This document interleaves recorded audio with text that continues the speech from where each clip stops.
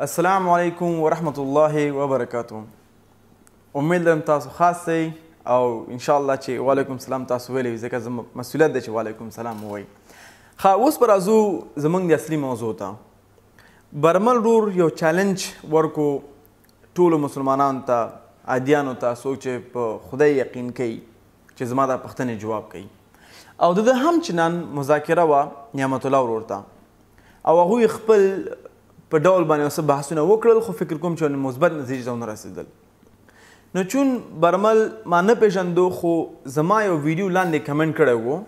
او هغه کمنټ ما ته یاد و. زه اکثر کمنټونه نه لولم، خو کله چې اوزګار شم نو چکر بیا ګورم څه شی غواړم تاسو نه مې یاد کړم، نه فقط تاسو ما نه یاد کوئ.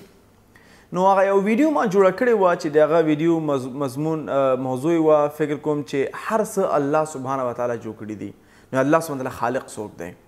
نو دې ویډیو د ده په نوم باندې هلته لیکل شوي چې ماشوم مه کېږئ، یوه ورځ به صحیح بحث سره وکړو. نو مل دا څوک دی؟ خو بس زه تیر شوم دې ځکه بېشکه یو دوه کسان به ستا په خلاف وي خپل شخصي وجو دپاره. نو بیا برمل ورور ته ما پرون شپه ټلیفون وکړو، نو ما ورته دا پوښتنه ترې وکړه او هغه دپاره د بښنه وغوښتله او ما هم چا ورته وویلې چې ورور دغه ستا کوم پوښتنې چې ما په فیسبوک کې وکتلې زه نه غواړم چې یا د چا نه کوم ښه تعریف واخلم چې رحمت الله نوروز ماشاءالله صحیح جوابونه ورته ورکړل، یا مثال زه چا نه کوم شاباسۍ واخلم. نه دا زما مقصد نه دی او نه زه دا مقصد ته کار کومه. دا زما مقصد نه دی چې خلک ما ته ښه یا بد ووایي. نه زه د چا نه د ښو په قصه کې نه د بدو په قصه کې یم. زه څه شی زما غم دی او څه شی زما مقصد دی هغه دا چې لا اله الا الله محمد رسول الله خلکو ته ورسیږي. دا زما مقصد دی او زه په همدې مقصد دپاره کار کوم. نو ما ورته وویلې که دغه پوښتنې ته لرې، که غواړې دا زه شخصي ته جواب یې کړم، غواړې زه ټلیفوني ته جواب یې کړم، چې هر څنګه ستا دا اراده وي دا زه جواب ورته. ځکه چې ستا مور به تا ته امید لري چې زما زوی به انشاءالله، زړه کې مې دا ویل، ستا مور به تا ته دا امید لري زړه کې به انشاءالله چې زما زوی به ورځ حل لارې ته راشي او خپل جوابونه به لاسته راوړي. او کیدای شي انسان دی چون موږ خپل اراده لرو، کیدای شي دغه سوالونه یقینا د هلک سره وي او د ده جواب ورته پکار وي. نو ځکه ما غوښتل چې دغه ویډیو زموږ بیا د مشوره دا راغله چې زه به د ویډیو کې دا پوښتنې جواب کړم او انشاءالله زه پوښتنې دا ویډیو کې جوابوم. زه به څه شی کوم چې هغه به هره پوښتنه کوي او زه به یې جوابوم. خو پوه شئ زما دا مقصد نه زه ښه جواب ورکړم، زما مقصد څه دی چې زه حق واضح کړم او انشاءالله دغه حق واضح کولو سره سره الله سبحانه ته دعا وکړم چې دغه کم ایمان دانه یا مثال د توحید کوم دانه چې زما د جوابونو د وجې نه کیدای زړه ته دن نشي، زه الله سبحانه تعالی دعا کوم چې دغه دانه غټه کړي او یو غټه ونه ترې جوړ کړي. ځکه په ورځ د آخرت کې رد کې ما نه به دا سوال نه کېږي چې تا دا سړی څنګه ښه چاپه نه کړو. نه ما سوال کې تا څه رقم دعوت ته ورکړو. زه دا موضوع اوږدېږم خو دا وضاحت در کوم ورته چې کله موسی علیه السلام فرعون ته تو الله سبحانه څه ورته وویلې چې ښه ژبې سره خبرې وکوه او ورته ویل سلام پرې واچوه. نو برمل فکر نه کوم چې د فرعون نه ډیر زیات غلط انسان دی. نه، خپل انسان هر انسان خپل اشتباهات لري او دا هم جن اشتباه لري، غلط فهمانې لري. نو زه به انشاءالله د موسی علیه السلام غوندې په ښه ژبه سره خبرې کوم او زه دا نه منم په ادبي علمي چوکاټ کې چې خلک یا کنځل وکړي یا بده خبره بل ته ولیکي. که واقعا یو څه بحث کوې اهلا وسهلا، فیسبوک باندې لایف ویډیو کنفرانس ورکشاپ هر رقم باندې ته بحث کول غواړې موږ حاضر یو ته. او دا زما دغه یو خواهش دی، چیلنج کار تاسو ګڼئ ټولو مولدینو ته چې کمنټ کې او په میسج باندې کوم موضوع نه حلیږي. که تاسو واقعا یو څه باندې بحث کول غواړئ نو راشئ بحث وکوئ، موږ همیشه دپاره حاضر یو. بل دا زموږ وظیفه ده چې موږ اسلام تاسو ته واضح کړو تر څو تاسو حق ته راشئ. انشاءالله دې چې یو ویډیو وګورو. ټول هغه خلکو ته چې خدای مني، هغه که مسلمانان دي، که هغه عیسویان دي، که هغه یهودان دي، که هغه هندوان دي، که هغه د دنیا هره طبقه ده، هغوی چې کله خدای مني د خدای په اړه څو مشخصې پوښتنې لرم، دا پوښتنې باید ما ته راځواب کړئ په ډېر درنښت به درنه خوشحاله به سم. یعنې پوښتنې څو دي؟ انشاءالله موږ ستا هره پوښتنه جوابو او موږ هم ډېر خوشحاله شو چې ته زموږ جوابونه په غور سره واورې او فقط داسې وانه اورې او دا فکر مونه کې ورور جان چې ولا ما ته خو اوس زه پوهېږم ته ورو صحیح یې مثال یاد ووایي چې ستا جوابونه صحیح دي خو نه زه څنګه ووایم چې نه اسلام حق دی ځکه ما ته خو زرهاو خلک مې تعقیبوي خلک ما ته څه ووایي خلک نه حق به حق ګڼو خلک به منځ کې پرېږدو یعنې هغه موږ انسانان چې یو که نه موږ یو نتیجه د سوشلیزم یو یعنې چې خلک او چا سره کینو او څه شی لولو څه شی خورو دغه موږ ټول باندې اثرات کوي نو دا به هېڅکله نه وي چې ورو ته صحیح یې خو زه نشم منلی ځکه چې زما هغه څه ورته وایي ایګویزم موږ ته په انګلیسي کې وایي چې هغه نه پوهېږم چې پښتو کې به څه شی ورته وایي یعنې خپل له ځان نه نفس مې نه مني چې دا زه وایم ته حق وی لیکن حق به حق مني انشاءالله تعالی او په غیر سره به ګورې په غور سره لومړی خو د انسان لپاره چې کله یو پدیده تعریف لري دغه پدیده باید لومړی په زمان او مکان کې قید وي کله چې په زمان او مکان کې یو پدیده قید نه وي د انسان لپاره د پیژندګلوي وړ نه ده ځکه انسان د طبیعت هغه برخه ده چې په زمان او مکان کې یو څه پیژني زه راځم د خدای په اړه پوښتنه کوم د دې باید موږ زړه پوه شو موږ ته اوس بېشکه زه پوهېږم چې هر څه شی چې تعریف وړ دی هغه به زمان او مکان لري لیکن هر څه شی نه هر څه شی نه کوم شی چې زمان او مکان لري هغه تعریف لري لیکن بیا شاید هغه پر فرق کوي ته څه شي باندې بحث کوي نو موږ باید هر شته جدا تعریف موږ لرو موږ ټول ته تعریف نشو ورکولی مثال باندې ته انسان تعریف سپي ته نشو ورکولی او سپي تعریف انسان ته نشو ورکولی بېشک هغه ځای هم لري مکان هم لري او هر څه لري ټول لیکن تعریفونه زموږ جدا دي او همچنان موږ داسې تعریفونه لرو چې هغه بلکل ځای مکان نه لري مثال ته زه ووایم چې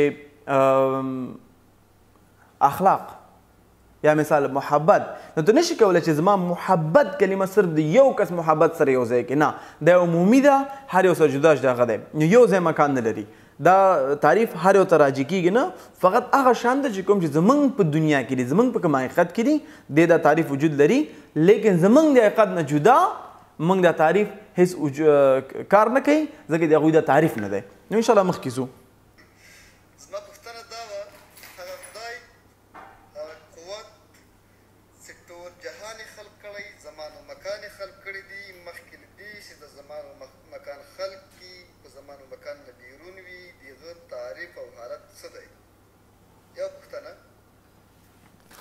مخکې زه دا پوښتنه جواب کوم دا باید پوه شم چې الله سبحانه وتعالی څوک دی باید موږ د باندې تشریح وکړو چې الله سبحانه وتعالی څه شی دی زه دلته تقریبا 4200 ادیان دي په ټوله دنیا کې او دا ډېر عادي موضوع ده تاسو کولی ګوګل هم کې جواب ته لاس سره وړئ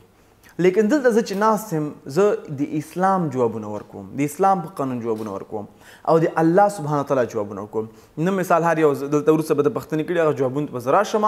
زه فقط اسلام ریپرزنټ دلته کوم یعنې د اسلام امبیسډري کوم نه د نورو مذاهبو نو زه به اسلام نه جواب در کوم موږ په اسلام کې الله سبحانه وتعالی څنګه پیژنو نه چې هغه کوم چې مسوخ خدایان دي او ځان ته خپله یو تعریفونه ورکړي نه موږ یې څنګه پیژنو زموږ اول دا علم دی چې چون ما په ده باندې بحث کړی دی چې هر څه الله جوړ کړي الله چا جوړ کړی دی ده باندې تاسو کولی شئ زما ویډیو ته ورشئ فیسبوک کې وی ګورئ تفصیلي بحث شوی لنډ بیرته ووایم چې کله موږ ته یو مثال درکړم ورته که د دروازې شاته څوک ولاړ وي او هغه دروازه ټک ټک کړي نو ته نشې ویلی ووایې چې کس څوک دی نارینه دی ښځه ده څه شی دی انس دی جنس دی څه شی دی تر څو پورې چې دروازې شان ته هغه کس ځان معرفي نه کړي او د هغه معرفت مطابق بیا ته د هغه اصلیت او خصوصیت بیانولی شي پوه شو نو چې چون زموږ انسانیت سره یا زموږ عقل دومره نه ده رسېدلی چې موږ د خدای تعریف زموږ خپل ځان نه وکړو ځکه موږ هغه لیدلی نه شو موږ هغه لمس کولی نه شو او موږ ته دا عقل نه ده راکړل شوی نو دې دپاره موږ محتاج یو تر څو پورې هغه موږ ته خپل تعریف وکړي او د همغه تعریف مطابق موږ خپل کار مخته ویسو وشو نو اوس الله سبحانه تعریف چیرې څنګه دی ډېر زیات سمپل ډېر زیات عادي دی سورې اخلاص قل هو الله احد الله الصمد لم یلد ولم یولد ولم یکن له کفوا احد ډېر عادي شو چې الله سبحانه وتعالی ووایي چې واحد ذات دی الله الصمد دا د خپل ځان نه کافي دی یعنې د هیڅ چا ضرورت ته نشته دی هغه چاته محتاج دی خپل ځان نه کافي دی لم یلد ولم یولد او نه چا نه پیدا دی او نه څوک ته پیدا دی اوس ګوره ښه نه چا نه پیدا مقصد دا دی چې نه چا جوړ کړی دی یو دا شو نه د چا نه پیدا دی، یعنې هغه خپل کوم خالق نه لري، هغه کوم پلار نه لري، هغه کوم مور نه لري او نه هغه څوک نه پیدا دي. هغه دې دپاره دغه تعریف راځي چې دنه څوک پیدا نه دي. دنه مقصد چې دغه کوم خپل جنس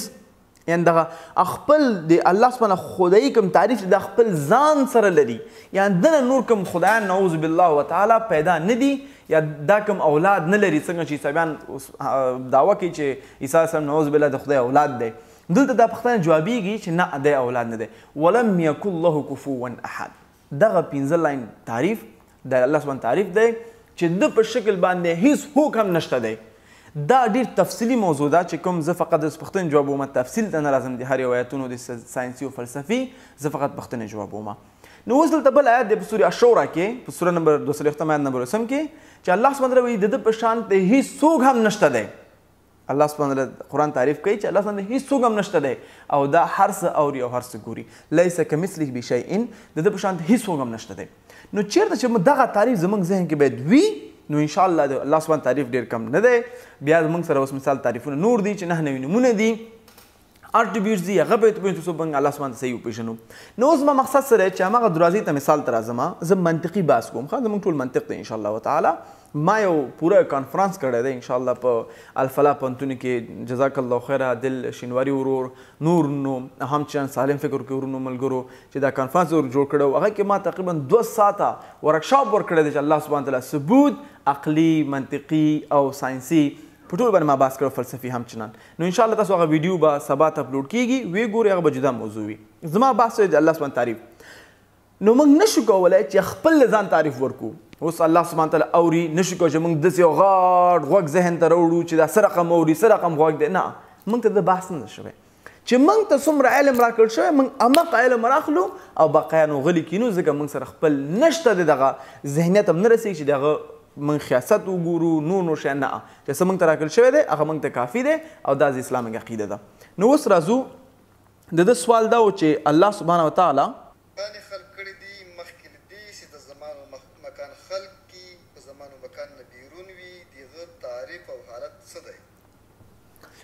راځو دغه سوال ته بیرته. د ده سوال دا و چې مخکې دنه چې الله سبحانه تعالی زمان، مکان یعنی ټایم سپیس خلق کړي، دغه نه مخکې تعریف څه شی و؟ دا کوم تعریف چې ما ورته وکړو همدغه مخکې هم تعریف و. دغه تعریف کې هیڅ بدلون نه راځي، ځکه ما ته مخکې وویلې چې دا کوم شیان چې زموږ حقیقت دی دا د الله سبحانه تعالی حقیقت نه دی. موږ ټایم لرو، موږ وخت لرو، موږ سپیس لرو او موږ هر څه جوړ شوي دي، دا د هغه حقیقت نه دی. که زموږ دا دنیا وي او که نه وي، دغه په تاریخ کې فرق نه راځي. هغه خپل تعریف خپل ځان سره لري. دغه تعریف چې ما ته کوم کوم دغه تعریف و، د نه مخکې کوم تعریف نه مخکې او نه شاته هم دغه تعریف و. ان شاء الله دا جواب شوي ورته. یو پوښتنه، بله پوښتنه دا ده چې پدیده چې کله شتون لري هغه زمان او مکان ته اشد ضرورت لري. کله چې جهان نه و، زمان او مکان نه و، د خدای پدیده چیرته وه، حالت یې څنګه و؟ څنګه کولی شي دی بې له زمان او مکان نه شتون ولري؟ بله پوښتنه، دا ډېر جالبه پوښتنه. مخکې ما د الله سبحانه تعریف وکړو که نه، دغه زمان او مکان او دا تعریفونه زمونږ دي، پوه نه شوې؟ دا تعریفونه زمونږ دي. ته نشي کولی چې خپل انساني تعریف راواخلې او د الله سبحانه تعریف سره برابر کې. دا ډېر جالبه ده. ته نشي کولی مثال ته ووایې چې زه هم تیز تللی شم، موټر هم تیز تللی شي، نو ځکه موږ دواړه تیز ځو. نو بیا حرف صحیح دی، لیکن موږ په دې پوهېږو چې موټر ډېر زیات تیزي نسبت د ستا تک نه. نو اوس د هر څه تعریف جدا دی چې کله زمان او مکان او ژوند او شروع او مرګ او دا ټول زموږ تعریفونه دي. یو کتاب کې لیکل شوي دي، ډاکټر ایډون په ایویډنس اف ګاډ یو کتاب دی چې پیج نمبر 50 کې هغه لیکلي چې هر یو جوړ شوی شی خالق لري، لیکن چې یو څه شی بیخي جوړ شوی نه دی نو هغه خالق دی. خالق څنګه ثبوت کوي؟ نو زما مقصد سره چې زموږ د انساني فکرونه، انساني تعریفونه ولې دا حق موږ ځان ته ورکوو چې الله سبحانه تعالی سره یوځای کړو، چې هر څه هر جوړ د هر څه معنا زموږ څه شی دی، موږ څه شي باندې بحث کوو، د وړوکې ځمکې باندې بحث کوو چې ځمکه موږ سره هم چندان په ملک کې وایي ګلیکسیز کې ده، په سټارز کې چې بلیونز اند بلیونز اف سټارز موږ لرو، موږ د یو ځمکې باره بحث کوو. د ځمکې بیا ټول لکه تقریبا موږ فکر کوم چې د امریکن ساینس فاونډیشن یو ریسرچ کړی دی، هغوی ویلي چې دا کوم سپیشیز یعنی انسانات، حیوانات بعضې خلک وایي 18,000 قوم دی که نه 18,000 قوم نه دی دا ټول سپیشیز فقط 1% یعنی 99.99% انسانان نباتات دا نور ډسکور شوي نه دي یعنی تر څو پورې لاس خلکو ته معلومات نه دی شته چې څومره موږ نور قسمونه ژوندي موجودات لرو په دې دنیا کې نو ته فقط دغه 1% باندې فکر چې زه ډېر پوهېږم او د دغه پرسنټیج علم د سره شته دی او دغه علم چې کوم ستا مربوط دی او ستا تعریف دی ته د الله سبحانه تعالی تعریف سره نشي یوځای کولی نو ځکه دغه سوال په خپله غلط دی چې الله سبحانه مکان او زمان چې مخکې د ځمکه نه چیرته وو ځمکه خو پیدا شوې ده موږ په دې پوهېږو نو چې کله موږ پوهېږو ځمکه پیدا شوې ده چا پیدا کړې الله سبحانه پیدا کړې ده نو د ځمکې نه د هغه جوړښت او تعریف جدا شو خبره ختمه شوه بل سوال ته ځو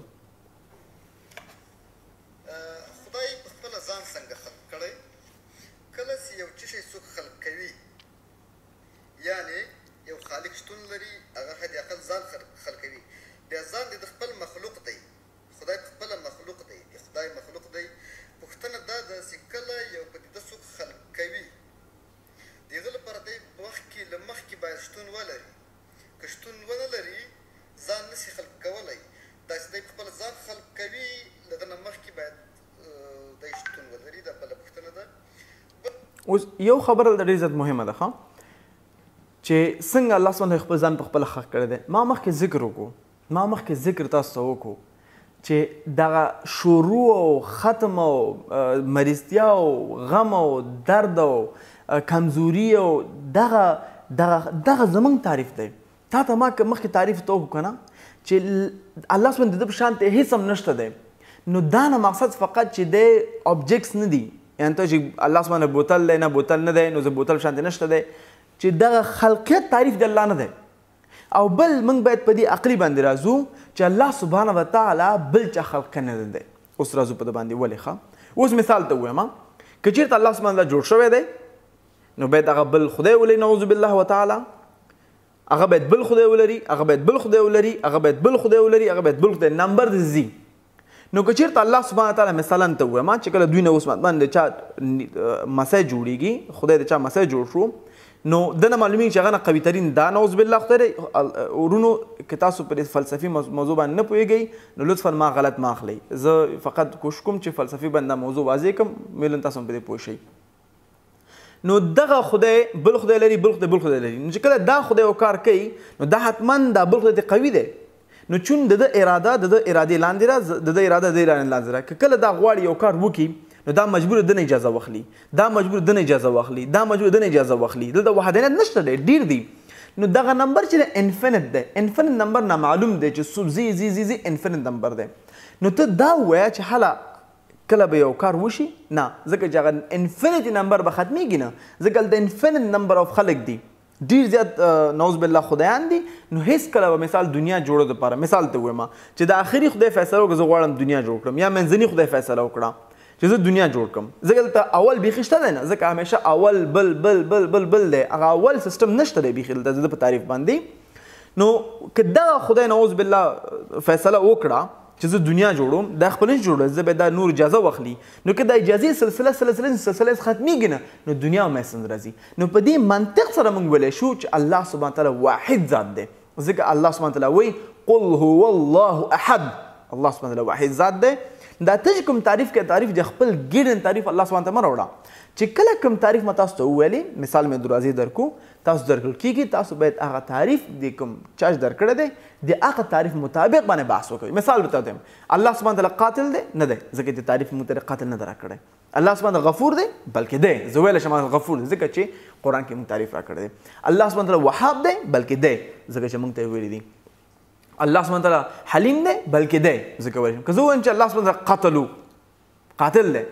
نه دی ځکه قرآن کې دی ویلي نو موږ نشو کولی چې د خپل ګیډ نه یو تعریف وروړو او الله سبحانه تعالی یو ځای کړو یا زموږ دنیایي شیان تعریفونه واخلو او الله سبحانه تعالی یو ځای کړو دا ډېر مهم موضوع ده نو دا سوال جوابیږي چې برمل ورور ته د خپل د ګیډ تعریفونه الله سبحانه مه یو ځای کوه دا زموږ عقلي زموږ حساب وکړئ زموږ عقل ډېر محدود دی نو چې کله زموږ عقل محدود دی او هغه زموږ همیشه دپاره هغه سره بحث کوو کوم زموږ ته راکړل شوي دي نو راځئ په هغه سره بحث وکړو چې کوم موږ ته الله سبحانه تعالی ویلي دي چې کوم موږ سره علم نشته دی د شیطان لاره تعقیب نه کړو او نو طرفونو ته لاړ نه شو انشاءالله زه په بلې پښتون ته ورمای بله ډېره جالبه خبره دا ده چې دوی وایي خدای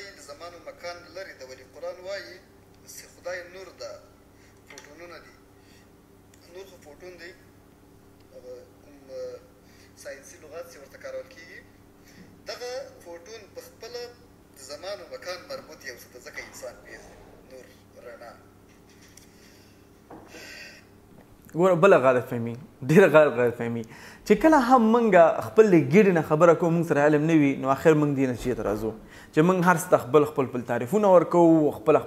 وضاحتونه ورته ورکوو دا غټ موضوع د بې علمي ده چې موږ د علما نه لرې اوسو د خلکو نه لرې اوسو قرآن څه وایي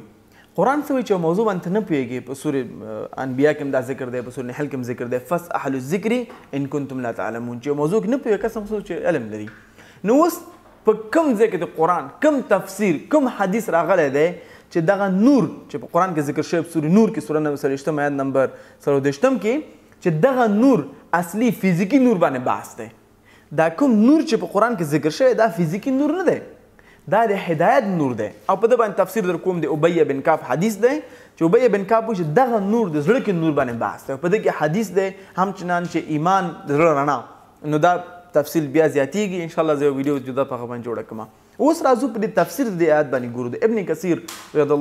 ابن کثیر رحم الله وتعالى د هغه تفسیر ګورو ابن کثیر لیکي چې دغه نور د هدایت نور په زړه کې دی نو چې کله دغه نور د هدایت معنا ورکوي عربي کې تاسو وګورئ نور فزیکي رڼا همیشه دپاره نه وي هدایت دپاره هم دی لارښود دپاره هم راځي مختلف معناګان لري نو هدایت مثال که اوس مثال الله سبحانه تعالی نور السماوات والارض چې نور د ځمکې او د اسمانونو دی نو اوس موږ دا آیا فوټونو نور وګورو موږ مختلف لایټس پکې وګورو نه دا موږ د هدایت نور دی نو چون دا د هدایت دی نو چې د الله سبحانه هدایت په دې دنیا کې شته زمونږ په کوم تعریف کې شته دی خو الله سبحانه وتعالی په دې تعریف کې نه دی اوس مثال درکم چې ما یو کس ته یو خط لیږلی مثال ته ووایم په کابل کې او هغه خط مطابق هغه خپل کارونه کې ما ورته هدایت کړی دی هغه خپل لاره چې پیدا کړې ده زما په نور پیدا کړې ده خو زه هلته نه یم نه دا خو معلوم دا خو فرض نه شوه چې زه باید هلته فزیکي وجود ولرم زما هغه نور نه هغه زما هدایت دی خو لیکن زه هغه سره نه یم زه په هغه ځای کې نه یم وشو د الله سبحانه تعالی خپله فزیک د دې نور تعریف نه شوی یعنی دا نور فزیکي نور نه دی دا هدایت دی راځه د ابن کثیر تفسیر ته واضح کړم ابن کثیر رحم الله تعالی هغه وایي چې دا نور دی هدایت په زړه کې بیا دا مثال په قرآن کې ملک شوی دی سورة تاسو ویلئ سورې نور چې دا نور دی رڼا ده په لیچ کې یعنی په قد یو اریکین غوندې په اریکین کې بیا بلف دی او بیا شیشه ده او شین تقسیمیږي نو ابن کثیر رحم الله وتعالی هغه وایي چې دغه رڼا په زړه کې ده زړه په وجود کې دی نو چې کله دا وجود نه دا رڼا خپریږي نو ستا دغه نور د الله سبحانه تعالی هدایت باید په لباس کې ښکاره شي باید په ګیره کې ښکاره شي په عمل کې ښکاره شي او چې کله خلکو ته خپریږي نو ستا د نیک اعمال دې ښکاره شي نو دا نور چې د فزیکي نور نه دی برمل ورور دا نور د الله سبحانه د هدایت نور دی او چې کله هدایت په یو ځای کې وي لازم نه ده چې هغه سړي تعریف هم چنان په هغه ځای کې وشي یا د هغه انټیټي تعریف هم چنان په هغه ځای کې وشي نو دا امید لرم صحیح جواب دې اخیستی وي پوښتنې مطرح کومه د پوښتنې داسې په ترتیب باندې ګډې وډې لیکلي دي زه بیا دا پوښتنې څنګه هغه کومه درته ترتیب واقعا ډېرې پوښتنې دلته لیکل شوي دي دا ډېر تکراري دي او هغه یو موضوع بار بار تکرار شوې ده نو زه مجبور یم هغه یو جواب بار بار ورکړم یا مثال لږ زر اشاره ورته وکړم څنګه امکان لري چې خدای خپله ځان جوړ کړي همدغه پوښتنه ما مخکې جواب کړې ده چې دا تعریف د الله سبحانه تعالی نه دی نو هلته دا سوال غلط دی او بله خبر ده د خدای په اړه ثبوت نه لرم زه خو یې منم هغه څوک چې خدای مني دغه د ثبوت خبره د سپیناوي خبره باید د هغو په اوږو بار وي څوک یې چې مني تاییدوي حتی بل چا ته وایي چې دا شی ومنه باید هغه د دې ثبوت وړاندې کړي نه خو ډېر جالبه خبره ده که زه راشم تا ته وایم چې ورته پرون تللی وې لغمان شریف ته هو تللی وم نه ورته نه وې تللی تا خوب لیدلی و ما څنګه خوب لیدلی اوس تللی وم ما هلته بادرنګ مې وخوړل ګني مې وخوړل ډېر شیان نور وکړل خوب نه و نه تا خوب لیدلی دی نه ورو ما خوب نه لیدلی نه تا خوب لیدلی نه ما خوب نه لیدلی نه ورو تا خوب لیدلی ښه ما ته ثبوت که څنګه ما خوب لیدلی دی نو تاسو خو همغه شی بحث کوئ چې ټول انسانیت د شروع د انسانیت نه تر اوسه پورې موږ سره تاریخي ثبوتونه شته دی اکلوجیکل ایویډنس اپسټمولوجیکل ایویډنس شته دی موږ سره فلسفي ایویډنس شته چې الله سبحانه تعالی په ټول کراس کلچر باندې قبول شوی دی چې ته منځ کې چې الله سبحانه تعالی نشته دی دا من سوال واقعا جالبه دی ماته نو باید ته ووایې چې څنګه نشته دی ځکه څنګه چې ما ته ووایې چې مثال تل پرون لغمان تللی خوب و رښتیا نه وې تللی نو ته ثبوت کړه ته که ته به چې نه چون دوی په خپله جذباتي موضوعات دي که نه ثبوتونه نه لري ځکه چې غلط دي نو الحمدلله موږ سره ثبوتونه شته دی زه بیا څه وایم که ته چېرته د الله سبحانه وتعالی ثبوت په دنیا کې په خپل ځان کې نشي لیدلی نو ته بیا الله سبحانه ثبوت هېڅکله نشي پیدا کولی هغه څنګه دی که زه تا ته یو چشمه کې واغوندم چې چشمه کې زیړې وي نو ته چې هر څه ګورې زیړې ګورې که ته هر څه په یو بل نظر ګورې یو اصلي نظر باندې نه ګورې خپل رنګ باندې نه ګورې نو ته هېڅکله نه مانې که تا زیړ چشمه کې ستا ته د دیوال سپین دی ته وایې چې نه زیړ دی زه نشم بدلولی ځکه تا مخکې نه خپل سترګو کې هغه د جهالت چشمه کې اچولي دي که تا د څونه تشریح کړم ته یې راسره نه منې والله بالله سر نه منې څومره چې ورته واضح کړم نه منې او همدا قصه موږ سره په حدیثو کې هم چنان شته دی چې کله ابولهب الله محمد صلی الله علیه وسلم ته وویل چې دا حق دی وایي زه منم چې حق دی خو فقط چې خلک وایي چې ابولهب د اور نه ډارېدو ځکه اسلام قبول کو هغه مړ شو او اسلام قبول نه کو نو هم چنان زه نه غواړم چې دا موضوع په دوی باندې ده او که موږ باندې هم چند ده موږ تشریح کړې ده موږ واضح کړې ده موږ بار بار الحمدلله زرهاو ثبوتونه لرو که هغه د هر منطق باندې وي که په ساینس باندې وي که په ډیډکټیو ریزنګ باندې چې هر څه موږ سره ثبوتونه شته دی خو په اصل کې چې څوک وي خدای نشته دی هغه باید ثبوت کړي چې نشته دی او که څوک هغه نه ثبوت کولی انشاءالله موږ یې ثبوت کوو شو ته مخکې ځو څنګه ویلی شو چې خدای په خپله ځان خلق کړی ګوره بیا هماغه پوښتنه دی که نه خیر مخکې ځو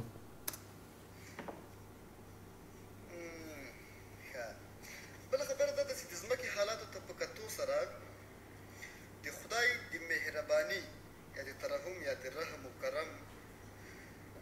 هغه اندازهګیري څنګه کولی شو چې ځمکې حالت دا ډول دی او د خدای مهرباني هم په ډېره لوړه کچه تعریفېږي د دې اندازهګیري باید د زمان سره وبدله تا راخلم خو خبرې به لږ ښه موږ په دې پوهېږو دا د جواب نه دی ښه یو عمومي معلومات در کوم ارتام چې په آکسفورډ یونیورسټي کې همچنان برډفورډ یونیورسټي کې یو ریسرچ شوی دی پروفیسور باندې نوم هیر دی چې هغه ریسرچ کړی چې دنیا ورځ په ورځ امن سوکالي طرف ته روان ده نه بربادي طرف ته فقط میډیا ده چې موږ ته جدا جدا خبرې کوي جدا خبره ده بل دا یو حکمت دی چې الله سبحانه تعالی ولې دلته جنگ دی او جدال دی او خلک وژنه دی ولې ماشوم مړ کېږي په ساوت افریقا کې یا په افریقا کې یا په افغانستان کې یا په جومات کې بمونه ولوز کېږي دا یو جدا بحث دی چې ما په جدا ویډیو کې کړی دی هغه مې دا کړی چې ولې الله سبحانه تعالی لایق د عبادت دی یو دا دویم دا ویډیو چې هر څه الله سبحانه لیکلي دي نو بیا زموږ ګناه پکې څه ده په دې باندې ما بحث کړی که د وروسته پوښتنه کړې وي نو انشاءالله زه به وروسته هغه پوښتنه جواب کړم دا یو جدا بحث دی او دا هېڅکله غیر ثبوت کیم نه که مثال د جنگ جدال دی نو هغه دا ثبوت کوي چې خدای نشته دی او ثبوت کیږي نه الله سبحانه تعالی وایي چې موږ خیر او شر دواړه جوړ کړي دي د شات حکمت سره دا یو جدا فلسفي جواب دی او انشاءالله زه به د جواب در کوم ته لنډه دا ده زه لنډ جواب در کوم ورته چې کله الله سبحانه تعالی موږ ته هر څه واضح کړي دي چې مثال خیر دا دی شر دا دی او شر نه موږ منع کړي یو او خیر کې موږ تشویق کړي یو چې کله موږ شر طرف ته ځو نو دا زموږ خپل ګناه ده الله سبحانه تعالی حتی آیاتونه هم دلته قرآن کې شته دی فکر کوم چې په سورې فرقان کې چې کوم شر دی اساس خپل د لازم کوم خیر دی هغه د الله سبحانه تعالی دی او بخې دا کیمرا لږ زره بیټري ختمه شوې نو انشاءالله بیا بیټري موږ چارج کړه راځو خو بل بحث ته الله سبحانه وتعالی موږ ته په قرآن کې فرمایل دي چې ما مخکې ذکر وکړو چې کوم شر دی هغه زموږ طرف نه خیر دی الله سبحانه وتعالی طرف نه دی ځکه دا د هغه تعریف دی محبت او خیر او امن دا د هغه خپل تعریف دی نو چې کله موږ یو شر کوو مثال په ډول باندې موږ یو چا نه خپل شخصي ګټو لپاره اټوم بم پې غورځو او هغه موږ وژنو یا نور داسې مسایل دي چې په هغه موږ خپل د لاسه خپل شر جوړو نو که ته وګورې چې مثال یو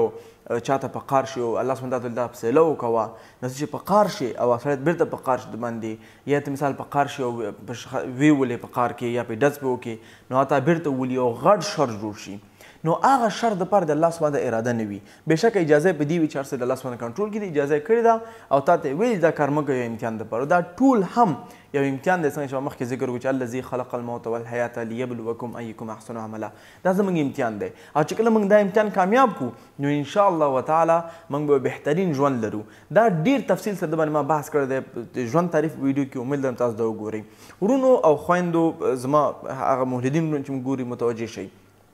زه نشم کولی چې په دې ویډیو کې هر جواب ته تفصیل ورکړم ځکه دې ویډیو کې تقریبا ډېر زیات سوالونه دي که زه هر جواب تفصیل سره جوابوم هر سوال تفصیل سره جوابوم نو فکر کوم دا به تقریبا 3 ساعته ونیسي نو ځکه زه مهم یو بخش جوابوم او نور پرېږدم یا خپل ویډیوګان ورته ښیم چې پخواني ویډیوګانو ته ورشئ یا نږدې علماو ته ورشئ یا خلکو چې علم لري او یا دوباره ماته پوښتنه وکړي انشاءالله زه به یې جواب کوم ورته مخکې کېږو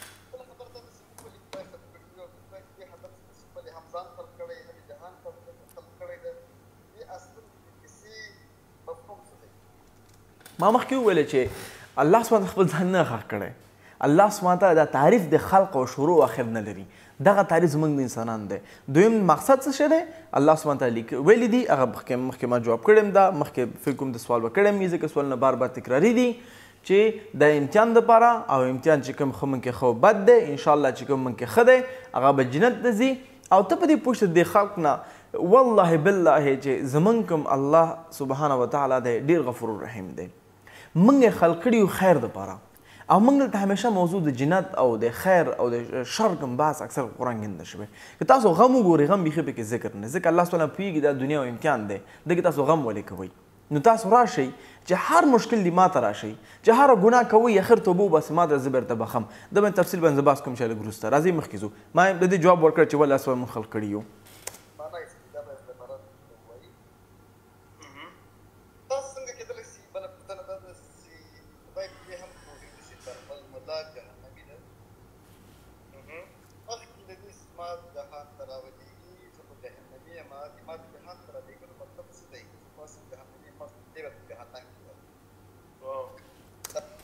برمل ملا څه پوهېږي زه جهنمي یم؟ وایي چې خدای پوهېږي چې زه جهنمي یم، ولې خدای جهنم ته رالیږي؟ نه، دا چېرته د قرآن ذکر راغلی چې الله سبحانه پوهېږي فلان فلان جهنمي دی ځکه دوی رالیږلي دی بېرته جهنم ته ځي. نه، موږ رالیږلي یو هدایت سره، حق لارې سره چې که موږ حق انتخابو بېشکه موږ به جنت ته ځو، که حق لار نه انتخابو بېشکه موږ به جهنم ته ځو. او که چا هم لا اله الا الله محمد رسول الله یو دفعه مو ویلی دی، یو دفعه چې څونه ګناهونه یې کړي هغه به ورځ چې بېرته جنت ته راځي. خو خلکو ته به په تندي به داغ هغه ته مسکین جنه ویل کېږي، مسکینان د جنت به وي. ته په دې پوه شه چې دغه دا کوم رقم چې د برمل یا مولدینو د ژوند مثال کې راغستی دی دا اصلي علمي مثال نه دی. دا دوی چې کوم تعریف او کوم کوشش او کوم جهاد روان کړی دی د یو نوي تعریف ژوند ته ورکول دی او جهاد دا یو صحیح تکلیف او زحمت نه دی. زه به تاسو دا ووایم چې کله هم یو څه شی ته خلکو ته ورکوې او ته دا حق دی ته باید ته خپل یو څه شی ولري، نه چې ته نورو مثال طور باندې په اسلام کې ته مشکلات نظري پیدا کوې او خپل ذهن نه جوړه او ته وایي نه اسلام صحیح نه دی ځکه صحیح یم، نو ته په خپله شی لري. زه مثال در کوم، زه صحیح شو دا حق نه دی، نعوذ بالله ستا ټولې مسلې صحیح دي، نو ته اوس څه حل لاره موږ ته راوړي. ته دا موږ ته وایې چې دلته خدای نشته دی نعوذ بالله، ته دا وایې چې دلته ژوند نشته دی، دلته پلان نشته دی، دلته قیامت نشته دی، دلته جنت نشته دی، دلته امتحان نشته دی. ښه نو څه شی دی ته موږ ته ووایه. ته وایې چې نه موږ خپل دس جوړ شوي یو، نو زما په نظر باندې دا نور ځان د مشکلات جوړي نن د حل لارې نه. څنګه موږ ګورو یو فلاسفر چې ما نه نوم هېر شوی دی او هم چند دویم فلاسفر دا خبره تایید کړې ده، هم د اندرزورزز او یو بل فلاسفر دی چې امام غزالی رحمه الله وتعالی، هغه وایي چې انسانیت په حقیقت ته غورځېدلی دی. انسانیت چې کوم موږ انسانان یو حقیقت ته غورځېدلی یو. موږ ته ډېر کم معلومات راکړل شوي دي. دا هم چندان یو برخه د امتحان ده چې کله د مثال مخکې ته وویل که ته امتحان طب ته ورکوې امتحان به دې سخته وي، هلته بیا ډاکټر به درته لیکل کېږي. که انجینر ته وکړې انجینري امتحان به دې سخته وي. نو څنګه همداسې هم چې الله سبحانه وتعالی موږ ولې د ملایکو نه بهتر یو. که څوک تا ته ووایي چې ته د ملایکو نه بهتر یې، دا هم چند یو تعریف دی، ماشاءالله احترام دې ته وکړو، دا هم چند بېعزتي ده. یا وبخه که څوک تا ته ووایي ته ملایک غوندې، دا هم چند یو نیک تعریف دی، هم چند بېعزتي ده، ځکه موږ ملایک نه بهتر یو. موږ الله سبحانه موږ ملایک نه بهتر یو ځکه موږ ته خپل اراده راکړل شوې ده او بیا هم حق تعقیبو. دا چې زموږ جداوالی وشي د ملایکو نه او موږ ته ښه مقام راکول شي، لکه څنګه ډاکټر ته ورکول شي، الله سبحانه موږ ته دا ژوند راکړی، امتحان راکړی دی او موږ یې پیدا کړي یو. نو چې کله موږ هغه حقیقت چې کوم موږ غورځلي یو ته تعقیب یې کړو چې کوم د الله سبحانه وتعالی دی، نو موږ به خیر سره رسیږو. که موږ شیطان چې همدغه مقصد دی، دا یو ډېره اوږده مسله ده فلسفي چې اصلي انسانیت سره څه شی وشو، اصل انسانیت څه شی وشو، عدالت څه شی وشو. که موږ دې مسله باندې راشو ولې دا وشو ولې هغه وشو، نه موږ ته خپل ځان نه جواب جوړ کړو ځکه موږ خپل د خپل دغه د قهر او جذبات او د وجې نه خو موږ حقیقت قبلو نه، خپل ځان ته موږ ته جواب پیدا نه شي او زموږ ژوند به زموږ خپل لاس کې خراب شي. نو زما مقصد څه دی چې کله ته الله سبحانه وتعالی واضح کړي دي ولې نه ته په هغه متوجه شي، هغه ولولې، هغه تعقیب کړي تر څو یو مقام ته ورسېږي. ما مخکې ته واضح کړه د الله تعالی مقصد څه دی، مقصد ما تاسو ته واضح کړو.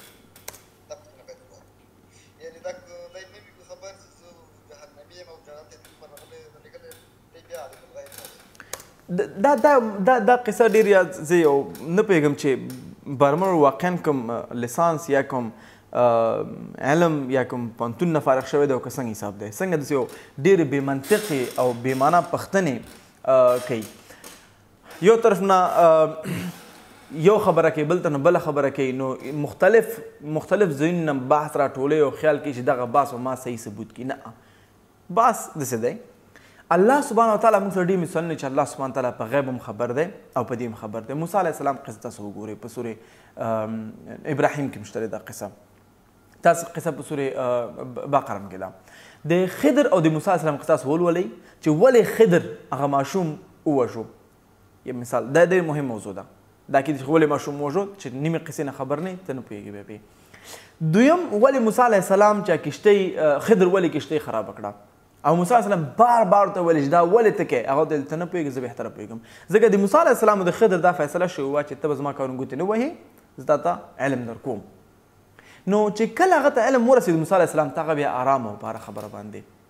نو چې کله علم نو هغه تشویش و زه پوهېږم تاسو په دې قصه خبره سئ نو په همدې شکل باندې موږ انسانان چې یو چون موږ ډېر بې افصیلي یو د علم نه بغیر موږ تشویشونه کوو او پوښتنې کوو زه تاسو یو مثال در کوم که چېرته دلته 3 کسان وي او د یو کس په خبرې کوي نو تاسو 3 کسان سې یو دفعه وګورئ نو ته به څه فیصله کوې دا 3 ونه قاتلین دي ټورستان دي ظالمان دي او په منډه به شي هو به ډار شي ځکه ته به خپل ځان دپاره ډارېږي چې ما سره څه چل نه شي که چېرته تا سره علم درکړی شي که چېرته ته علم درکړی شي او د دا واضح شي چې دا کوم کس چا چې پخه پرې کوي دا ډاکټر دی او دا کوم کس چا چې پخه پرې کېږي دا مریض دی مار چې چلی دی که دا پخه پرېږ نه شي نو دا مړ کېږي نو تا ته به ډاکټر هیرو شي او تا ته به خپل ځان هم چند په امن کې لاس سره شي نو ما مخکې ذکر وکړو چې ډېر شیان موږ داسې ګورو چې هغه موږ ته صحیح نه ښکاري په سر کې لیکن چې موږ بیغ نه خبر شو نو موږ په دې پوهېږو چې شاته ډېر غټ د حکمت دی د الله سبحانه تعالی نو د دې مقام ته رسېدو د حکمت ته رسېدو دپاره موږ ته عاجزي پکار ده موږ ته ناسته پکار ده علماو سره والله بالله چې د هر سوال کې زه ډېر زیات داسې میز کې مې ډېر خبر راځي چې ورته ویږم خو متاسفانه چې زه کوم نو دا ویډیو به 3 ساعته وي انشاءالله زما وعده ده زما سیریز دی محلدین د جواب چې زه به هر خبره تفصیل سره کوم لکه څنګه چې ما هغه ویډیو جوړه کړې ده هر څه خالق الله سبحانه وتعالی دی الله خالق څوک دی نو داسې تفصیل به هر ویډیو زه انشاءالله کوم راځئ مخکې ورو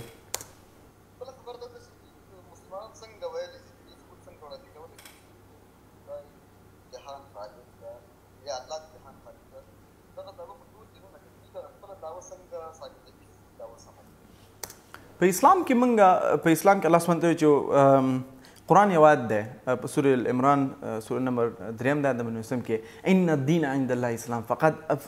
واحد دین واحد ژوند لاره چې الله سبحانه وتعالی قبوله ده هغه د اسلام نو موږ نور دینونه نه بحث وکړو هغه به جدا د متقابلو مذهبو بحث وي چې موږ څنګه ګورو چې اسلام د آدم علیه السلام نه وخت ته اوسه پورې و او نور دینونه چې کوم منځ کې راغلي څنګه منځ کې راغلي به وروسته جواب کوم پوښتنه کوي نو موږ د هغوی څه حل لار ناخلو او نه یې موږ ته کوم جواب ورکوو موږ دا وایو چې هغوی خپل همچنان مثال که هغوی وایي چې مثال عیسی علیه السلام خدای دی موږ یې نه منو ځکه هغه د خدای تعالی سره نه برابرېږي او موږ همچنان ګورو چې عیسی علیه السلام خدای نه دی هغه پیغمبر د خدای دی نو اوس که هغوی هر فاسد شیان راخلي موږ څنګه کولی شو هغه ومنو یا د هغه دفاع وکړو موږ صرف د اسلام دفاع کوو ځکه اسلام حق دی او موږ وایو چې د خالق د دې کائناتو دین چې دی هغه اسلام دی په ثبوتونو دلیلو سره نو موږ فقط د اسلام جوابونه ورکوو انشاءالله څو پر ما اسلامي جوابونه ورکړي دي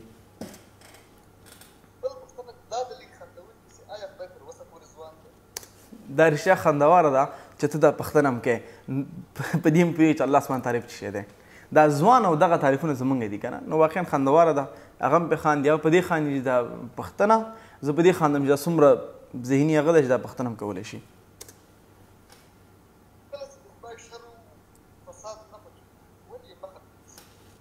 ډېر ښه سوال دی چې کله چې الله سبحانه وتعالی شر او فساد نه خوښوي نو ولې نه ختموي که چېرته موږ سره ترازو دی نو موږ سره باید هم یو ځای زیات وي هم یو ځای کم وي مثلا موږ سره سپک او دروند وزن وي تر څو موږ ترازو ته معلومه شي چې کله دلته شر نه وي نو تا سره به د امن قیمت ته معلوم نه وي چې کله غریبي نه وي نو تا سره به پیسهداري قیمت معلوم نه وي چې کله د وږتیا نه وي تا سره به د مړې خېټې قیمت ته معلوم نه وي ارزښت به ته معلوم نه وي چې کله د جنګ نه وي تا سره به د امن نه نو دا ترازو دی یو دا دویم چې شپه د ورځ ده اپوزیټ ارزښت دی دویم دا دی چې الله سبحانه وتعالی کله ته یو شر جوړ کړی دی د هغه شر نه ته منې کړی هم چنان کې مثلا زه ته مثال در کوم که چېرته شیر دی شیر ډېر یو ځنګلي حیوان دی شر دی هغه جدا خلق کړی دی او جدا په ځنګل کې دی نو تا دا دندې وې ته راوړی ښار کې دننه که خپل کور ته راشي ته خپل کور ته راوړي او ستا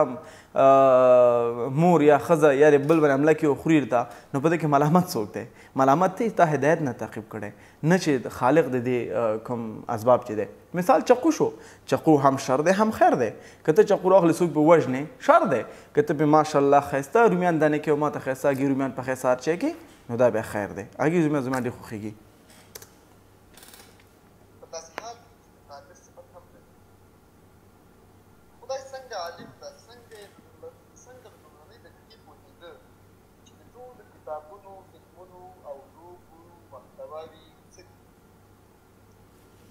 داسې بې معنه پوښتنه ده چې څنګه خدای عالم دی چې ټول لوبو د کرکټونو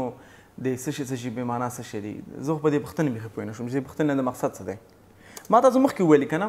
چې دا مختلف پوینټونه راخلي کوشش کړي چې خپل پوینټ پوره کړي دا په کوم قرآن حدیث کې راغلی چې خدای پاک ټول سندرې او شعرونه یاد کړي دي زه خو حیرانېږم چې داسې رقم پوښتنې دي زه پوهېږم ته هم حیرانې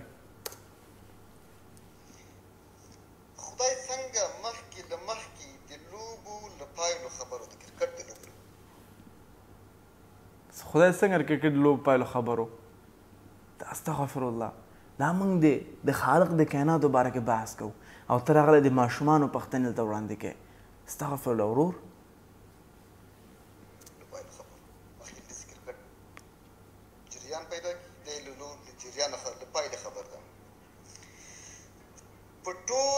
ګوره بېشکه چې الله سبحانه وتعالی هر څه علم لري حتی دا د سورې بقره کې آیتونه دي قصه ده چې ملایکو ته الله سبحانه وتعالی وفرمایل تاسو ووایئ د دې نومونه ورته یاد نه وو نو چې بیا ورته بني آدم ته وویلې آدم علیه السلام ته وویلې ټول نومونه ورته وویلې نو دا الله سبحانه وتعالی ورته علم شته دی د هر څه د ښارونو چې کوم اوس پیدا شوي دي هر څه ځکه د الله سبحانه وتعالی د فیوچر او د پاسټو علم سره شته دی نو دا پښتنه چیرته سي ادبي او یا اخلاقي یا مثلا فلسفي پښتنه ده د خدای بدن باره کې چې کرکټ او لوبې او کتابونه او سندرې او میوزیک دا خو ماته ډېر جالبه ده جهان کې نور شمسي نظامونه هم شته هغه د څه لپاره خلق کړي دي کار خو له انسان سره ده او انسان ګوره چې الله سبحانه وتعالی چیرته ویلي چې زموږ کار صرف انسان سره دی او د هر شی خپل مقصد دپاره خلق شوی دی که هغه یو شمسي نظام دی الله سبحانه وتعالی چې موږ کائنات جوړ کړي دي او منځ کې نور شیان هم دي دا چې کوم موږ خپل کورزموس لرو یعنی چې کوم ملکي وی ګالاکسیز دی اوزون لیرز دی د شاته نور هم چندان خلقت شته دی او د خپل مقصد دپاره دی نو ته اوس دلته کښېنه مثال تقریبا 40,000 لایټ سیر ته لرې یې او ته د هغه باره کې فکر کوه هغه ډېر منطقي دی که خپل ځان باره کې فکر کوه چې زه یو حقیقت زما مخته را روان دی چې هغه نه دروی شم نه ایساروی شم هغه مرګ دی او هغه مرګ زما څه شی دی او ما سره به څه شی کېږي ته د فکر وکړو دا فکر وکړو چې ملکي وی ګلکسیز شاته څه شی دي یا مثال په نورستان ولایت کې په دې وخت کې خلک څه شی خوري دا خو لا ښه منطقي فکر دی خیر د فکر وکړه چې څه حل لاره لرې ورته ورېږه که څه شی زده کوې چې زده یې کته نو دا څه معنا شوه چې خدای پاک نورو سټارز هم جوړ کړي لکه مثال مرکوري شو مارکس شو نور سټار شو په همدې کې نور جوړښتونه شول د څه دپاره جوړ کړي دي د الله سبحانه تعالی د هر یو خپل مقصد دپاره جوړ کړی دی او موږ په دې پوهېږو چې دا ګریویټیشنل سیسټم چې کوم زموږ روان دی او د دې یونیورس د پرفیکټ order باندې لا اف فیزیکس لا اف میتھمیټکس او هم چنان کیمستري ټول تعقیبوي نو دا په دې موږ ته یو قسم درس راکړل شوی چې وګورئ الله سبحانه تعالی د جوړښتونو ته څه شی ته زده کوي او وډار شي الله سبحانه تعالی وایي چې په ډېر زر به ورته موږ خپل آیتونه وښیو په زمر ښکته کېدو کې په هورایزن کې او په خپل د دوی خپل په ځان کې تر څو پر دوی ته واضح شي نو ته کښېنه دا فکر وکوه چې زه کوم خدای باندې بحث کوم کوم الله باندې بحث کوم کوم خالق باندې بحث کوم د فقط د وړوکی انسان نه یم جوړ کړی زه د وینې نه پیدا شوی یم زه دغه وینه زه نه یم دا د خالق د ټولو کائناتو دی د ملکي وی ګلیکسیز دی بلیونز ان بلیونز اف سټار خالق دی دا خالق د څو کائناتو دی د څو لیولو لیرز دی دغه یو درس ته درکړل شوی او انسانه چې ته خپل فکر وکړه افلا تفکرون تا ته همیشه ویل ته فکر وکوه او ووایه ته هم چند په قرآن کې غلی افلا یتدبرون القرآن من غیر عند الله لوجد فی اختلاف کثیره افلا يتدبرون القرآن من غیر عند الله لوجد فی اختلاف کثیرا. که چېرته الله سبحانه وتعالی تاسو فکر نه کوئ، تاسو په دې فکر نه کوئ، نه راځئ په قرآن باندې نه ګورئ، که چېرته قرآن د الله سبحانه طرف نه وي نو دې کې به ډېر خلاف و. دا تا ته مثال درکړی دی. حتی په بیات کې راغلی په سورة تور کې چې آیا تاسو په دې فکر نه کوئ په قرآن باندې، یا ستاسو په زړونو باندې مهر لګول شوی دی، څه چل تا باندې شوی دی، تا نه پوښتنه کوي، همیشه دپاره فکر راغلی دی، انټلیکچوال فاکولټیز راغلی دي. دا یو مثال دی. مقصد دا تا ته درس درکړي تر څو پوه شي چې تا خالق څومره یو ذات دی چې هغه فقط ته مخلوق نه یې، د هغه بلیونز ان بلیونز نو مخلوقات دی او ټول ته رسیږي، او ته یو تا باندې رحم کړی دی، تا ته عقل درکړی دی، تا ته خپل رضا درکړې ده، نو ته اوس راغلی او ته وایي زه څوک یم، حالانکه همدا اوس دې ستا دلته ونښتله او مړ به هېڅ هم شی نه یې، فقط د دو دقیقو اسباب یې. څانګې وشم چې نظام خبره مربوط ده. که خدای مطلق مثبت وي، د شر او فساد د خلقولو دا پوښتنه خو ما اوس جواب کړه که نه، دا اوس مې پوښتنه جواب کړه. مطلب یې څه معنا لري؟ یو ګوره، یو دا دی ښه، شر ته څه شي ته شر وایي، زه نه پوهېږم. اول شر باید تعریف شي. الله سبحانه قرآن کې فرمایي په سورې بقره 214 آیات کې چې کوم شیان تاسو نه خوښوئ الله سبحانه تعالی کېدای شي تاسو بهتره وي، کوم شی تاسو بدوي کېدای شي تاسو هغه خوښوئ کېدای شر وي، کوم شی تاسو نه خوښوئ کېدای شي تاسو بهتره وي، تاسو نه پوهېږئ الله پوهېږي. اول باید تاسو شر انتخاب کړئ، شر څه دی. دویم که ته وایې چې غریبت او دا شر دی، نو دا یو امتحان دی هغه دپاره چې هغه به څنګه عکس العمل وښي دې دپاره الله سبحانه د هغه جواب په آخرت کې ورته ورکوي، ماشاءالله ښه جنتونه به ورته ورکړي، او هم جن تا امتحان کوي چې ته ماشاءالله په امریکا کې ناست دی، شراب کباب خوري، ته دې غریبان سره څه شی کوې. او دویم د باندې زه بیا هم بحث کوم چې یو سروې شوې وه په پیو ارګنایزیشن چې دغه دنیا دومره دولت دی چې دا زموږ 3 دنیاګان نور هم مړولی شي، خو متاسفانه چې خلکو په لاس کې دی چې خلک یې صحیح تقسیمات نه کوي، نو د هم چند زموږ لاسه بیرته راغلی. ولې د شر او فساد خالق دی کله چې دی یو مثبت خدای دی؟ دا ما واضح کړې ده مخکې. د خدای له طبیعي آفتونو مطلب څه دی؟ ګوره، طبیعي آفتونو یو خدا کې ته ساینس په نظر باندې وګورې نو دا فولډینګ فینومینا ده چې کوم زلزله کیږي، چې کوم یو ځای غورځېږي، د باندې ما ساینس او قرآن باندې ډېر غټ بحث کړی ده، سکول شغ ویډیو ګورئ مولوي صاحب عیاض نظي سره، نو هغه جدا مسله ده. دویم هم چې ما ته مخکې ذکر کو چې دا امتحان دی، الله سبحانه وتعالی کتاب باندې طبیعي آفت راشي ته څه شی وایې چې او خدای پاک صرف زه لیدلی یم چې ما سره دا کار کوي، او یا که ته چې هر څه الله سبحانه وتعالی یا خیر دی او انشاءالله په امن کې به زه پاتې شم، او زه په صبر کې پاتې شم. او رسول صلی الله علیه وسلم فرمایي چې د یو انسان د مسلمان همیشه دپاره خیر دی، که ته چې هغه باندې شر راشي، طبیعي آفت راشي، هغه وایي چې الله سبحانه وتعالی بهتره ښه پوهېږي او حوصله وکړي، بیا هم د هغه مننه وکړي چې زه یې ساتلی یم او یو مثال زما کور د لاسه لاړ زه ژوندی یم، نو هغه ته به د هغه څه بهتره ورکړل شي. که هغه ته خیر راشي بیا هم وایي الحمدلله چې ما ته خدای پاک دا راکړل. د هر حالت کې ته کامیاب او تا ته دا ژوند خو څه معنا نه ده، مخکې ما بحث کړی د باندې ډېر بحث نور هم کوي چې ژوند اصلي مقصد څه دی او ژوند نه باید څه مقصد موږ واخلو، خو مقصد مې څه دی چې هر آفت تا باندې راځي تا هغه څنګه اخلې ستا کامیابي ده، ځکه دا ټول دا یو پلان دی تا دپاره چې هر څه کېږي تر څو پورې تا هغه اصلي مقام ته ورسېږي چې کوم مقام تا ته انتخاب شوی دی، هغه جنت الفردوس وتعالی دی. زلزله، وچکالي، طوفان، ناورینونه. اوس مثال کې یو ځای کې زلزله راغله، مثال په بدخشان کې زلزله راغله او په کابل کې خلک انډیواله ښه مزې چرچې کوي. کابل خلکو ته امتحان دی چې دوی بدخشان سره کومک کوي که نه کوي، یو انسانیت یو مثال دی دوی ته. بدخشان دا امتحان دی که ما باندې زلزله راشي د هغوی عکس العمل څنګه دی، فقط دا وایي چې یا الله فقط تا موږ لیدلي یو، او یا په صبر سره دا موضوع اخلي، انشاءالله خدای پاک به ورته بیرته په خیر کې تمام کړي موضوع. نو د دې مقصد دا دی. خدای څنګه انساني خواص لري؟ کله چې خدای د خوشحالي او خفګان تر تاثیر لاندې راځي، یعنې وایي چې په لمونځ خوشحاله کېږم، په شرابو غوسه کېږم، دا دی د خوشحالي او خفګان تر تاثیر لاندې ده، نو دلته د خدای کاملیت له منځه ځي، ځکه دی پخپله د یو څه تر اثر لاندې راځي. د دې ځواب باید راکړي. د دې دپاره کوم داسې رقم سوال دی، الله سبحانه د خوشحالي او د هغه تاثیر لاندې نه دی. که مثال په طور باندې تا ته زویم که ته مکتب کې شاګرد دی او یا په یو پېښور کې یو لیلیه کې درس وایې نو تا ته استاد درس ووایه تا نه به ستا مور و پلار خوشحاله شي نو ستا هغه درس ویل نه عمل کول نه د خوشحالي چې کوم بحث دی هغه په مور و پلار تاثیر راوړي که تا ته ګټه رسوي که ته درس وایې تا ته ګټه رسول کېږي که هغه مور و پلار ته ګټه رسول کېږي بېشکه تا ته رسول کېږي بېشکه موږ ته الله سبحانه خو سورې عنکبوت کې فرمایي چې زه ستاسو د هېڅ هم ضرورت نه لرم که عبادت کې خپل دا ما ته کوم ضرورت نه دی مخکې د کائنات نه هم د الله کوم بوتی نه و او اوس هم نشته دی نو دا خو د اسلامي تعریف نه دی چې کوم عبادت ته کې کوم خیر چې کې الله سبحانه خوشحاليږي خوشحالي ستا په ګټه څنګه چې مثال مې د ماشوم درکو دا همداسې دی که تا نه وایي چې دا کار مه کوه تا نه مور پلار باندې په قهر شي هغه مور پلار قهر کې کوم مور پلار باندې کوم فرق نه راځي که نه چې کوم ماشوم کوم کار کوي یا کوم شاګرد کوم کار کوي په شاګرد باندې فرق راځي نو موږ هم چې نن باندې زموږ دغه کوم خوشحالي هغه چې دی الله سبحانه وتعالی زموږ په ګټه ده او زموږ په نقص باندې دی الله سبحانه کوم فرق نه راولي بېشکه خدای دی که خدای عبادت ته اړتیا نه لري د عبادت موخه څه ده خاص سوال دا چې خدای الله سبحانه وتعالی خدای هم چې صحیح کلمه ده باید همیشه الله سبحانه وتعالی وویل شي الله سبحانه وتعالی که د عبادت اړ نه ول عبادت موخه څه ده ګوره د عبادت کلمه راغله د عبد نه بندګي نه که ته مثال خپل مور پلار ته احترام کوې ته عبادت کوې که ته یو غریب ته کومک کوې ته عبادت کوې که ته یو همسایه سره کومک کوې ته عبادت کوې ځکه رسول صلی الله علیه وسلم ویلي که چېرته زموږ مسلمانانو یو کس په مړه ګېډه سملي او د هغه میلمه په اوږې ګېډه سملي نو هغه زموږ نه دی که ته هغه کار کوې ته عبادت کوې که ته یو ماشوم ته 2 روپۍ ورکوې او خندا پرې عبادت کوې که ته یو کونډې ته کومک کوې عبادت کوې نو دغه عبادت ستا کومه ګټه رسېږي الله سبحانه وتعالی فرمایي چې د قرباني نه ماته وینه رسېږي نه ماته غوښه رسېږي خو هغه د رایچسنس چې کوم رایچسنس په پښتو کې څه شته وایي رایچسنس تاسو ترجمه کوي ورکه زه پیدا کوم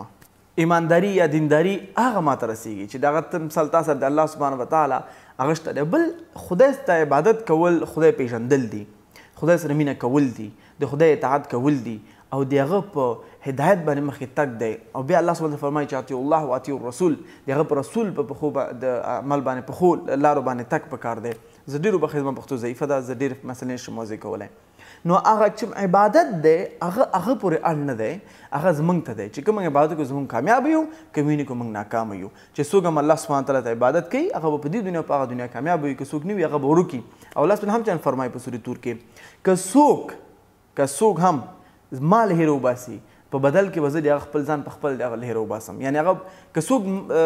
زموږ ریممبرنس نه ځان لرې کړي زموږ د ذکر نه یا زموږ د یادونو نه ځان لرې کړي نو په بدل کې به زه هغه نه خپل ځان هیر کړم نو نتیجه موږ سره دلته شته دی چې اوس دا پوهېږي نه زما خالق څوک دی زه پیدا شوی چېرته یم مقصد مې څه شی دی نو آخر د دې ژوند عجیبه خبره ده که نه نو دغه شی انسان سره وشي نو چې کله موږ الله سبحانه تعالی سره یو ځای یو د هغه عبادت کوو د هغه بندګي کوو او د هغه چې کوم موږ ته هدایت کړی هغه باندې موږ عمل کوو نو انشاءالله موږ دنیا آخرت کامیاب یو او موږ ته همیشه خوشحالي وي که خدای عبادت ته اړتیا لري او وایي چې وما خلقت الجن والانس الا لیعبدون او دی وایي چې ما پیدا کړي په دې معنی دی اړ ده او خدای نه ده نه که چېرته ته وایې چې الله سبحانه دا ووایي چې ما انسانان بندګان پیدا کړي چې شیطان عبادت وکړي نه الله ما پیدا کړي چې زما عبادت وکړي عبادت ما ته ویل بندګي اطاعت نه دی چې زما اطاعت وکړي تر څو کامیاب وي نو همدې دپاره انسانان پیدا شوي دي چې زما اطاعت وکړي به مخکې ورته وویل چې کله د الله سبحانه تعالی زه به انسان لیږم دنیا ته شیطان چیلنج ورکړی چې زه به دوی مسګایډ کوم بېلارې کوم څه وکوه چې هغه څه زما بندګان دي چې کوم زما هغه کوي هغه به هېڅکله نه بېلارې کېږي نو ما پیدا کړي زما عبادت وکړي الله سبحانه تعالی زما کړنلاره تعقیب کړي یعنې زما هدایت تعقیب کړي نو چې کله الله سبحانه هدایت تعقیبول دپاره موږ پیدا شوي باید موږ همغه وکړو څه وایي چې موږ په دې موږ ته الله سبحانه وایي چې ما پیدا کړي یاستئ چې مثال یا رابش شي ګندګي جوړ شي یا د شیطان عبادت کوئ یا د خپل ځان عبادت کوئ چې کله سم د خپل ځان عبادت کوئ نو بیا خو موږ ډېر مشکل جوړ کړو بیا به سړی چې زه ښه پوهېږم دا کس وژنه ښه ده پیسې اخیستل پکار دي نو چې کله الله سبحانه زما عبادت کوئ د مقصد څه دی چې زما بندګي وکړي که مثال یو کس وایي چې وروره دا کس غلط دی نو بیا ته غلط صحیح څنګه معلوموې ته فقط په دې معلوموې چې الله سبحانه تعالی حکم څه دی ځکه موږ د هغه بندګان یو د هغه په حکم باندې ته صحیح او غلط معلوموې چې که دا موضوع معلومه نه وي نو په ژوند کې به موږ ډېر مشکلات جوړ کړو حتی بیخي ژوند معنا به موږ سره یاد نه وي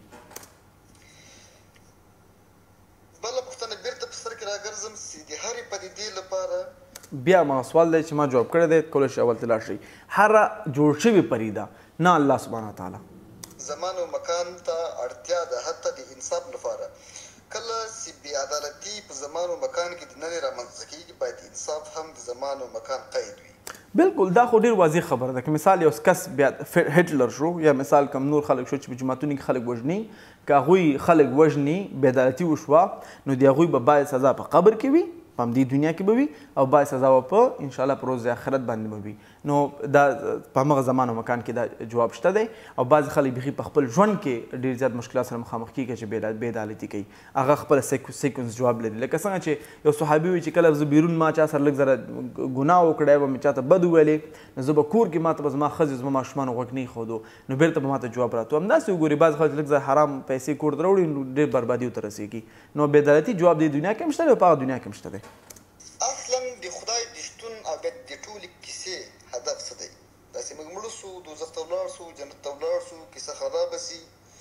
مطلب یې څه دا اوسه پورې چې ما د دونه خبرې وکړې فکر کوم تاسو مطلب پېژندل شوی وي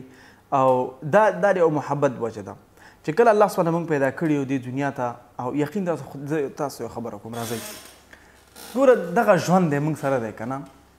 چې که ته د مور پلار تاسو څونه مینه کوي ته پیدا کړی غټ کړی ستا یې ګندګي پاکه کړې ده که دا نن ته یو غلط کار وکړي یو غلطه بټنه وي یقین کوم تا به حق کوي دا ښځه تا ته هر ورځ تا سره مینه کوم خوښومه دی د باندې ګران یم او هر څه چې ته وایي که ته هغه سره یو غلطه بټن په چغه کې نو تا طلاقوي که ته په وظیفه کې 20 کاله 40 کاله 50 کاله کار کړی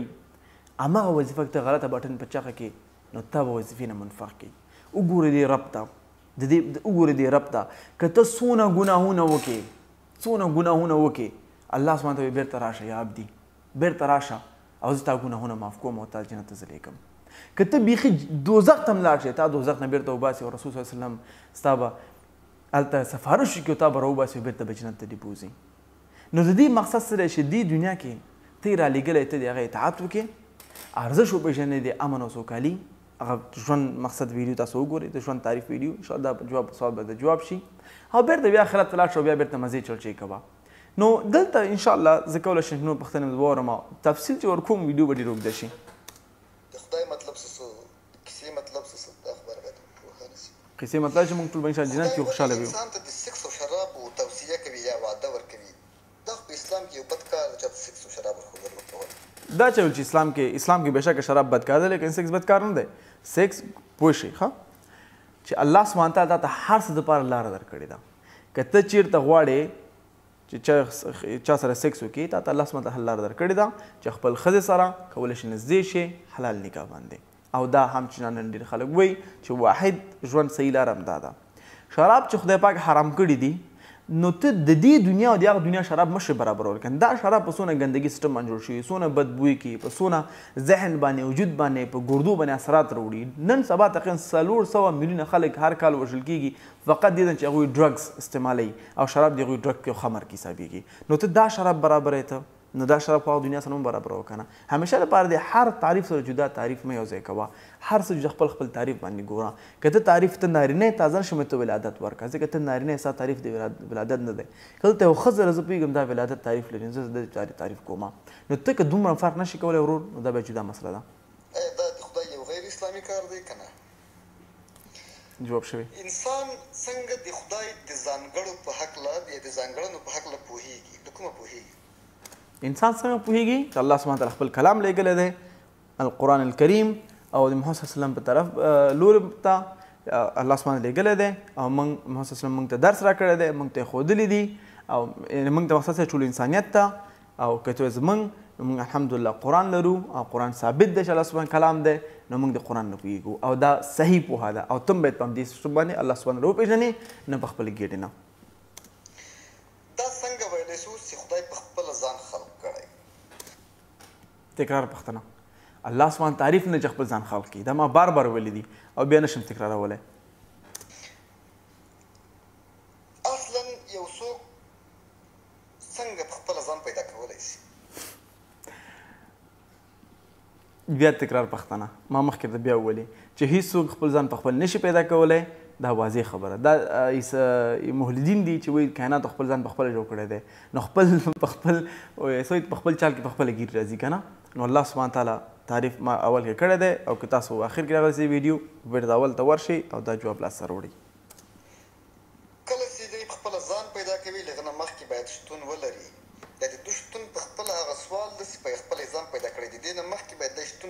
موږ چیرته ویل چې الله سبحانه خپل ځان په خپله پیدا کړی دی دا سوال بیخي نشته الله سبحانه خپل ځان په خپله پیدا کړی دی دا پیدایش او شروع زموږ تعریف دی الله سبحانه تعالی نه دی دا ما په اوله کې جواب کړی ده او چې ولې واحد الله سبحانه واحد دی او نه کوم خالق لري او نه څوک ته پیدا دی دا ما تشریح کړې ده او منطق باندې ثبوت کړی ده چې دا واحد لار هم دا ده انسان څنګه په عین وخت کې هم مختار دی اختیار لري آزاد دی او په عین حال کې د تقدیر په زورونو تړلی بالکل تقدیر په زورونو تړل شوی دی انسان هر څه ازادي په لاس کې نه لري او ازادي هم چا په لاس کې لري مثال موږ د خپل د ګیډو بعضې چې کوم ارګنز دي هغه موږ کنټرول نه لرو ته خپل بلډ پریشر نشو درولی هغه زموږ د الهي په قانون باندې چلیږي بعضې اوس ما لاس دی زما په خپل زما په باندې چلیږي بېشکه دلته ما مخکې واضح کړي د خدای اراده او د خدای اجازه دلته الله سبحانه وتعالی موږ ته هم اراده راکړې ده هم موږ ته اجازه راکړې ده مثلا باندې که چېرته ته یو مور ته تا ته الله سبحانه تعالی ته مور د دعا کړې وي مور د دعا کړې چې یا الله زما د اولاد په امن کې ورسې او ما ته عبادت وکړي دلته الله سبحانه تعالی اراده ورسره یو ځای شوه نو که ته په لاره کې روان یې ستا د الله سبحانه اراده شوې ته هلته روان یې وشو دوی وکړه هغه تقدیر دی الله سبحانه انتخاب کړی دلته ځې مور ته به عبادت مور ته به نږدې کېږي او احترام به ورته کوې که ته په لاره کې کوم غلط کارونه کوې نو هغه لاره تګ اجازه خدای پاک درکړې درته چې لاره کې څه کوې اجازه درکړې ده لیکن اراده د خدای نه ده پوه شو که نه دلته اراده او اجازه کې خلک باید شکمن نه شي چې تقدیر همیشه لپاره د خیر او نیک کار دپاره شوی دی الله سبحانه طرف نه د شر دپاره هم نه شوی که ته وایې چې الله سبحانه تقدیر د چا قتل شوی دی نه باید کې ګناه چېرته راغلی خلکو همیشه چې کوم الله تعریفونه دي نه وي هغه ولولئ چې هغه چې کوم کار کېږي د هغه تعریفونو مطابق د الله سبحانه تقدیر دی که چېرته هغه نه بغیر کوم کار کېږي هغه بیا ستا خپل نفسیات دی او خپل طرف نه دی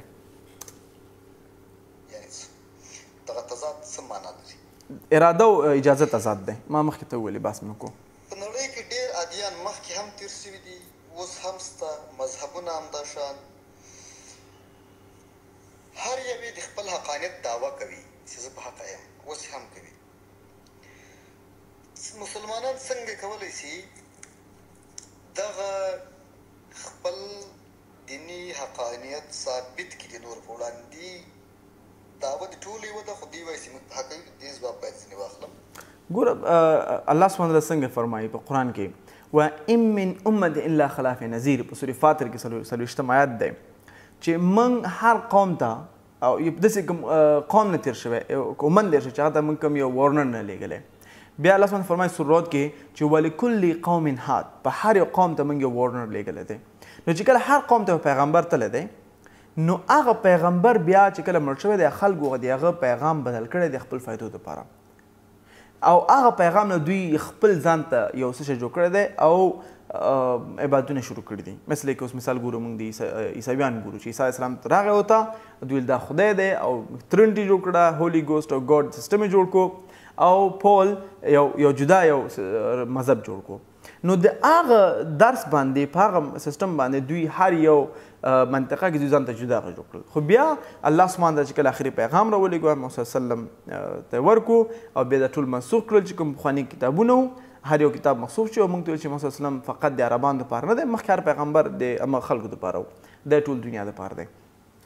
او د ذکر په قرآن ډېر زیات راغلی په سورې ابراهیم سورة نمبر 16 آیت نمبر اول سورة ابراهیم 16 آیت نمبر 2 کې سورة الزمر په 9 سورة آیت کې او سورة البقره سورة نمبر 2 آیت نمبر 15 کې چې اسلام د ټول انسانیت دپاره دی نو او محمد هم چې ټول انسانیت دپاره دی نو دغه معنا باندې چې هر یو قوم ته پیغمبر راغلی او هغوی غلط واغستو او بیا مخکې لاړل او جدا جدا تصویرونه جوړ کړل جدا جدا بتپرستي وکړه ور شو سپوږمۍ شو چې هر څه خو لیکن فطرت نه ټولو یو الله ته عبادت کړی دی او بیا هغوی هغه خپل الله چې دی مثال یې بت ته الله ویلی دی نعوذ بالله یې هغه ته ویلی دی نو هغه چې کیدی نشي مثال که زه تا ته ووایم چې ورو ته رحمت الله نوروز یې ته رحمت الله نوروز کیدی شي نه نه ځکه زه رحمت الله نوروز یم نو دا معنی چې موږ نوم چاته ورکو یا خدای مو ته وویل یا توانه مو ته وویل پنځه ګاډ مو ته وویل چې هغه شو نه هغه الله سبحانه وتعالی خپل